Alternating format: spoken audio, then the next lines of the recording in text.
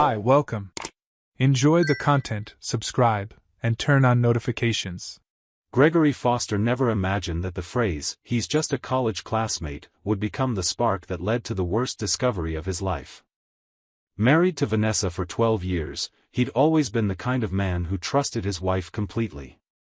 He worked hard as a civil engineer, provided for his family with dignity, actively took part in raising their 9-year-old daughter, and made a point of supporting every dream Vanessa ever had.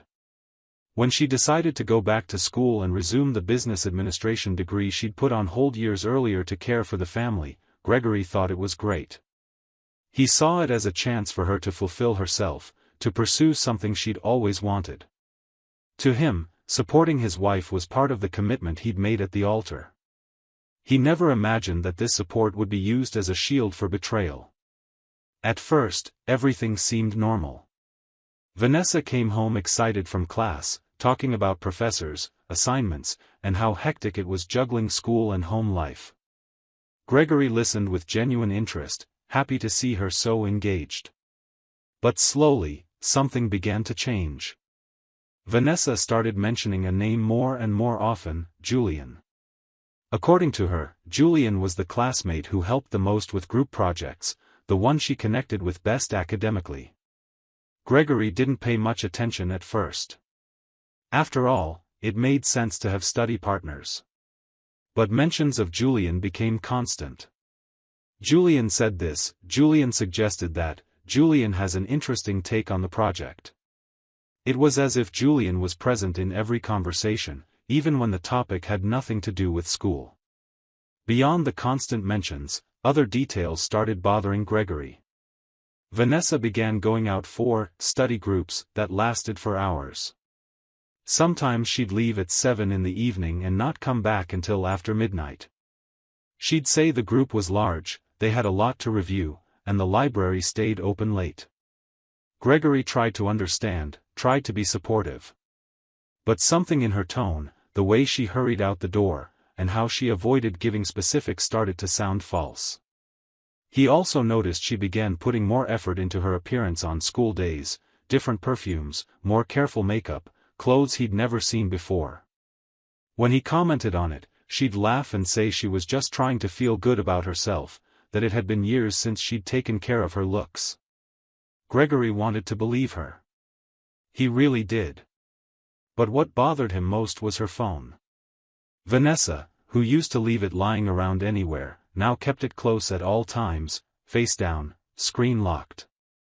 And whenever a notification came through, she'd glance at it quickly, give a small smile, and put it away without showing anything.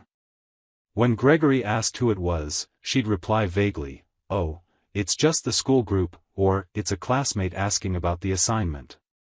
He tried not to be intrusive, he didn't want to seem controlling. But suspicion began to grow, quietly and persistently, like a shadow stretching at dusk. One Tuesday night, Vanessa announced she needed to go to campus the next day for an important presentation.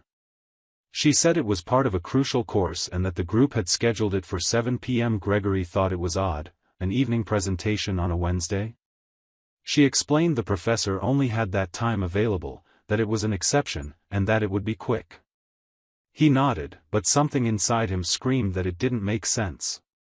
He spent the whole night restless, tossing and turning, thinking about all the signs he'd been ignoring.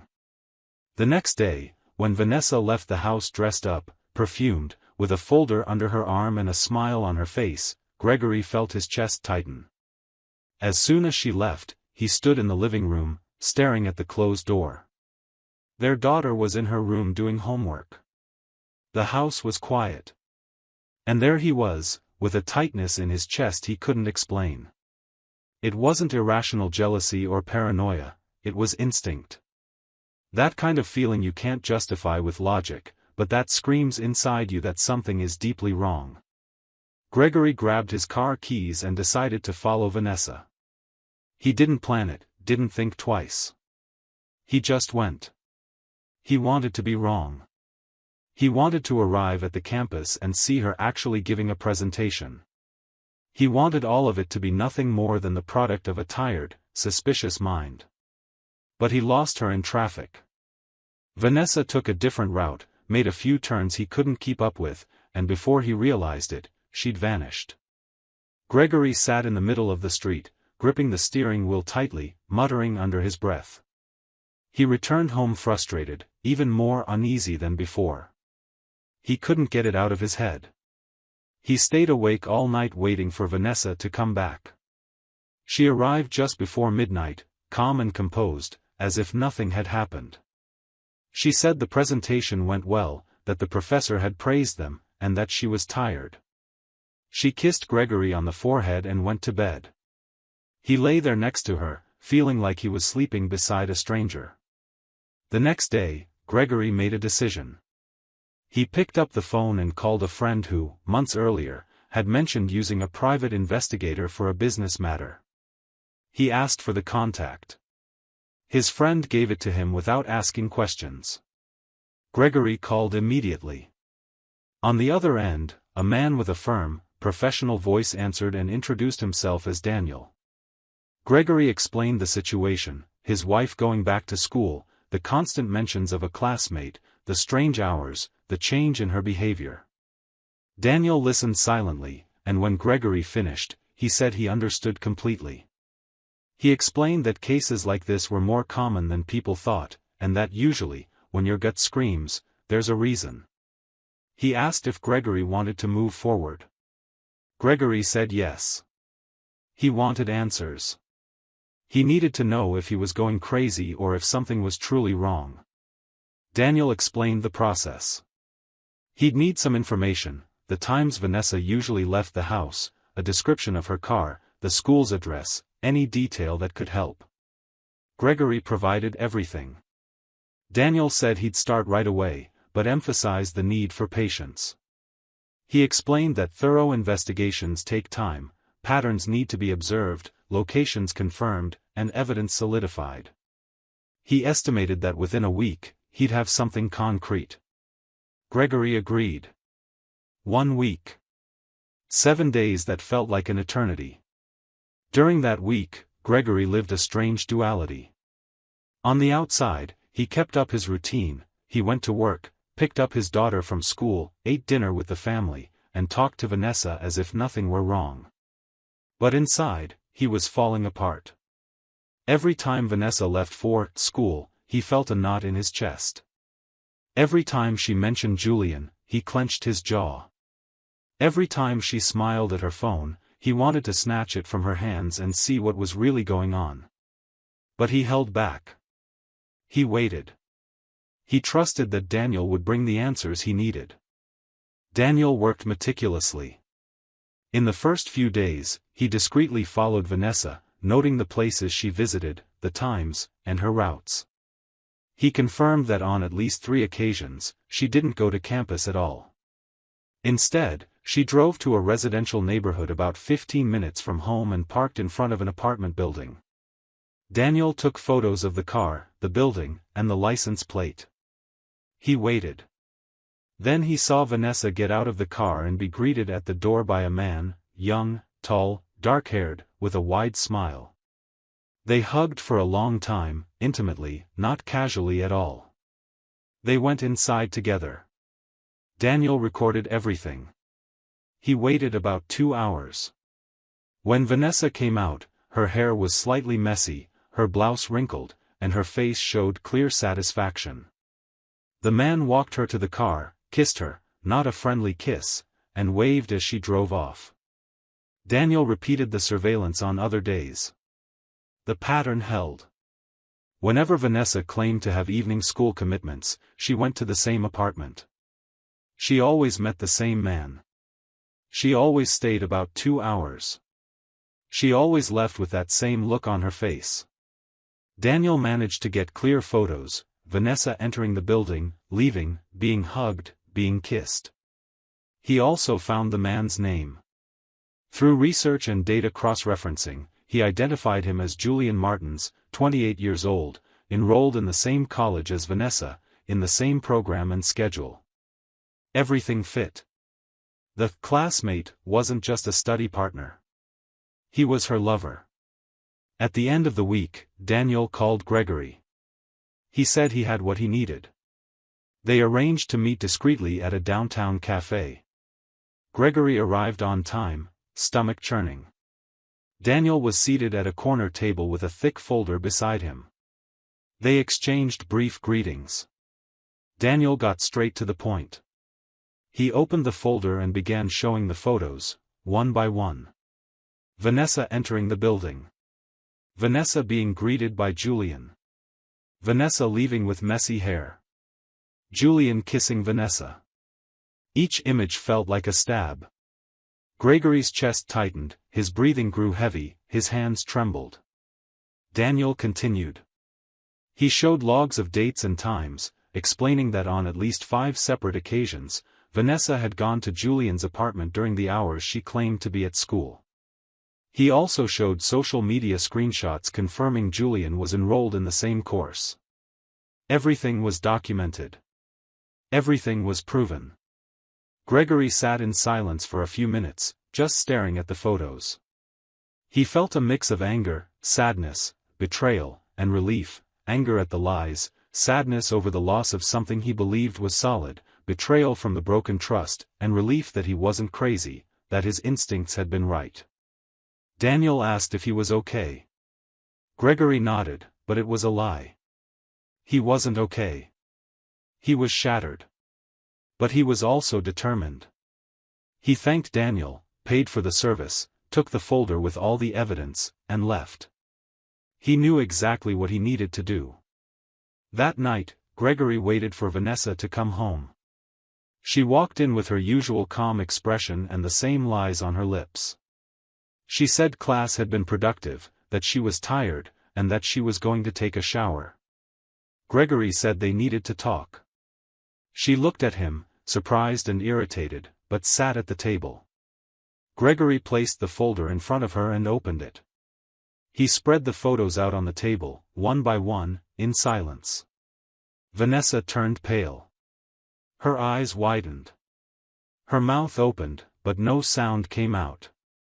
She reached for the photos as if she could make them disappear, but Gregory firmly held her hand. "So this is how you study, Vanessa," he said, his voice calm but sharp. "With Julian? At his apartment? At 7 p.m.? Vanessa started stammering, trying to explain, saying it wasn't what it looked like. Gregory laughed, a bitter, joyless laugh. "It's not what it looks like? Are you telling me these photos are fake? That the detective I hired made it all up?" She was stunned. A detective. She hadn't expected that. She tried a different approach. She began to cry, saying she'd been confused, that Julian made her feel young again, that Gregory was always busy, that she'd felt neglected. She said it was a mistake, that she didn't know what she was doing, that she still loved him. He listened silently, arms crossed, looking at her like she was a stranger. When she finished, he took a deep breath and replied slowly, choosing each word carefully, "Do you know the difference between you and me, Vanessa? When I felt tired, when I felt alone, when I felt like something was missing, I didn't go looking for someone else. I tried talking to you. I tried to make things better. But you? You chose to lie. You chose to betray me. You used school, your dreams, as an excuse to destroy our family." Vanessa tried to interrupt, but he raised his hand. "I'm not done. You had choices. You could have talked to me. You could have asked for therapy. You could have ended things before betraying me. But no. You took the coward's way out. And now you'll pay for it." Vanessa tried to move closer, to hold his hand, to beg for another chance. She said she could change, that she could end things with Julian, that they could go to therapy, that they could rebuild their marriage. Gregory pulled his hand away and stood up from the chair. "There's no rebuilding, Vanessa. What you destroyed can't be fixed. And you know why? Because I'll never be able to look at you again without seeing these photos. I'll never be able to trust a single word that comes out of your mouth. You killed what we had. And now all that's left is to bury it." The next day, Gregory hired a lawyer. He brought all the evidence Daniel had provided. The lawyer reviewed everything and was blunt: Gregory had a strong case. The infidelity was proven, documented, undeniable. They immediately filed for divorce. Vanessa tried to fight back, hired her own lawyer, argued the evidence had been obtained illegally. But it didn't work. Everything had been done legally. Daniel was a licensed professional, the photos were taken in public spaces, and there had been no invasion of privacy. The case moved forward. Their 9-year-old daughter, Olivia, noticed something was wrong. She asked her dad why her mom seemed sad, why they didn't talk anymore. With a broken heart, Gregory explained simply, without going into heavy details, that sometimes adults make choices that hurt the people they love, and that he and her mom couldn't live together anymore. Olivia cried, but Gregory held her close and promised he'd always be there for her, that nothing would change how much he loved her. Over time, Olivia began to see things for herself. She noticed how her mom lied, avoided certain questions, and tried to manipulate the situation. And when it came time to decide who she wanted to live with, Olivia chose her father. In a private hearing, she told the judge she felt safer with Gregory, that she trusted him, and that she knew he'd never lie to her. Months later, the court ruling came down. Olivia's custody was awarded to Gregory. Vanessa would have visitation rights, but supervised at first, until she could demonstrate emotional stability. The division of assets was handled fairly, but Vanessa ended up with far less than she'd hoped. The judge took into account the proven infidelity and the emotional impact on the family. Vanessa tried to appeal, but it was pointless. She was alone, without her husband, with her daughter choosing to live with her father, and without the respect of family and friends who gradually learned the truth. And Julian? When he found out everything had been exposed, that Gregory had proof, that the case had gone to court, he simply disappeared. He blocked Vanessa on all social media, changed his phone number, and stopped attending classes. Vanessa tried to find him, even went to his apartment, but he'd already moved. He left her alone to face the consequences of a choice they'd both made, but that only she would pay for. She realized, far too late, that Julian never loved her. He'd just taken advantage of the opportunity. And when it became a problem, he ran like a coward. Vanessa tried to rebuild her life, but the shadow of betrayal followed her. At school, classmates who found out what had happened began avoiding her. Some openly judged her, others just kept their distance. She dropped out of the program again, unable to handle the stares and whispers. She tried reconnecting with Olivia, but her daughter kept her at arm's length, saying she needed time, that she was hurt, that she couldn't trust her. Vanessa found herself trapped in a loneliness of her own making, surrounded by fragments of a life she destroyed with her own hands. Gregory, on the other hand, focused on rebuilding. He poured himself into his work, his daughter, and their routine. The first few months were painful. There were nights he'd wake up in a cold sweat, reliving the photos, the lies, the betrayal. But over time, the pain gave way to something else: clarity. He realized he'd made the right choice. It wasn't worth holding on to someone who didn't want to be held. Dignity isn't something you negotiate, sell, or trade for comfort or fear of being alone. He learned to value himself again, to understand that he deserved someone who respected him, truly loved him, and didn't need escape valves to feel alive. Olivia began to bloom too. With time, she smiled again, played again, trusted again. Gregory made it a point to be present in every part of her life, dropping her off and picking her up from school, helping with homework, watching movies together on weekends. They built a new, healthy routine based on honesty and real love. Olivia realized that, despite everything, she was safe. And that made all the difference. About a year after the divorce, Gregory was at the grocery store with Olivia, picking out fruit, when he heard a familiar voice behind him. He turned and saw Vanessa. She looked thinner, with deep dark circles, dull hair, and a tired expression. She held a basket with just a few items. For a second, their eyes met. Vanessa opened her mouth as if to say something, but then closed it. Gregory simply gave a slight nod, took Olivia's hand, and walked away. There was no anger, no hatred, just indifference. And in a way, that was more final than any confrontation. Vanessa stood frozen, watching them walk away.